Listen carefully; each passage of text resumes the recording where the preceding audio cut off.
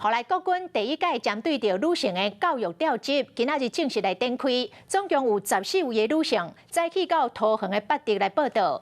这届训练的内容甲旧式的教育调集同款，男女嘛拢相同，希望会当来提升着后备的战力。另外一方面，讲这个国军志愿役的人数一直都无理想。去年因为无适应，提前来退场的人数是高达到4066个人，是这5年来上侪人退掉的一年。有专家来建议，会当伫个非作战的时刻，互官兵有私人的生活，安尼无的确会当来提升到志愿做兵的意愿。老长头毛派一个行李，透早就到桃园北地的借出位置去报道。国军教育调集伫今年头一摆有女性。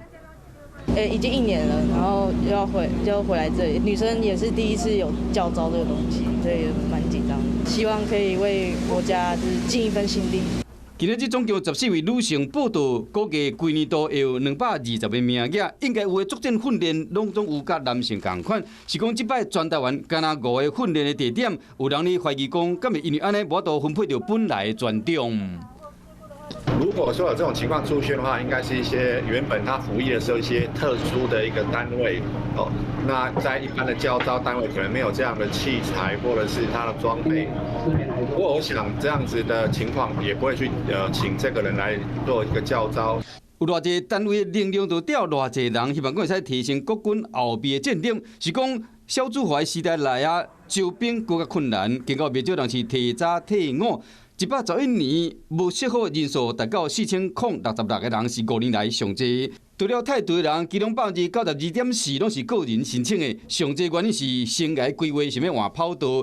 其他未管系的人员有35.2%。内部的管理制度如果可以更加的有弹性，代表性的是美国跟以色列，他们在非执行任务的时候，其实士兵的生活都是比较像大学生一样。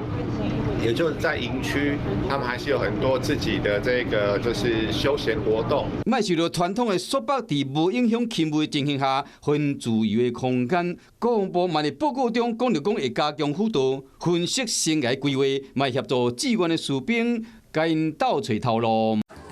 华视新闻看起来，赶快订阅我们的华视新闻 YouTube 频道，欢迎按赞、订阅、开启小铃铛，最新最及时的资讯要提供给你。